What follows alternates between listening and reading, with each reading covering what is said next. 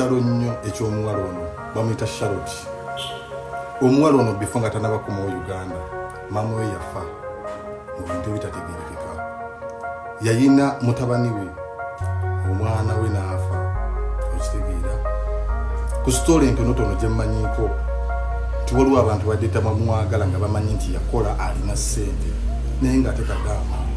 Nze kyemmanyi teri Kadaama agenda ku kyeyo n'agaggawalirayo, bonna bagenda kutuusa mbeera nakufuna ebatandikira.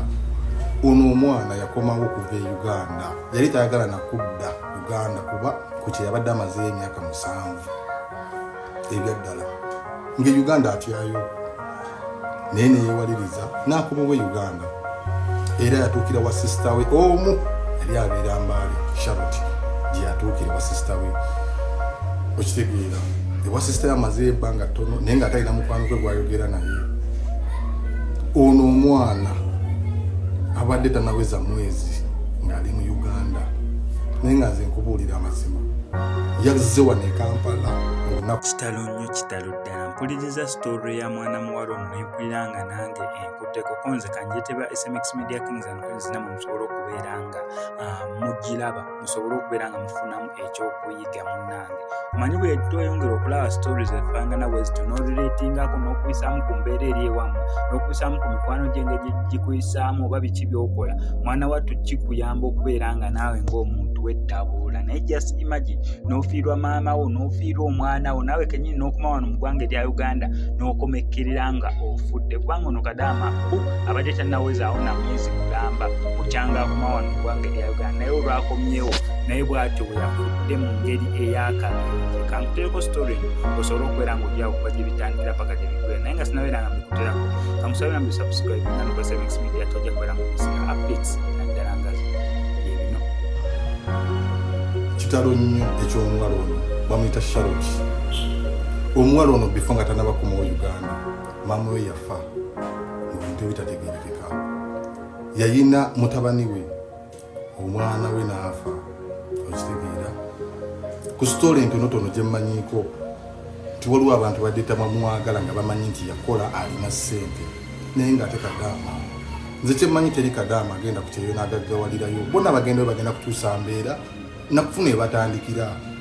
Ono omwana yakomawo okuva e Uganda, yali tayagala nakudda Uganda kuba ku kye yabadde amazeeyo emyaka 7 ebyaddala nga Uganda atyayo, naye neyeewaliriza n'akomawo Uganda era yatuukira wa sisita we omu yali abeera Mbale, Charlotte gye yatuukira wa sisita we, okitegeera.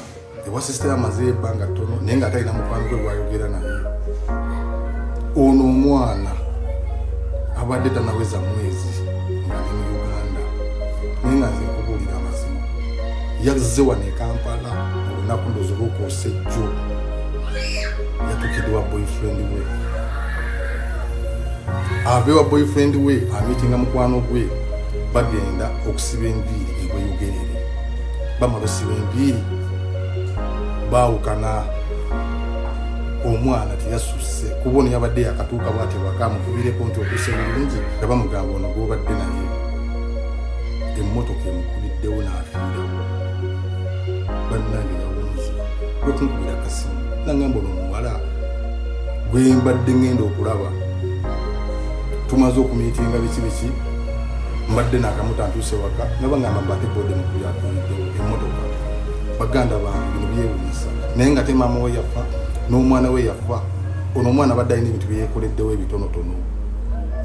ebitonotono nga Kadaama, naye ng'ate abantu balaba nti yaalina nnyo, tebamukkiriza nakweyagalira mu ssente ye gy'akoledde emyaka 7 ensi.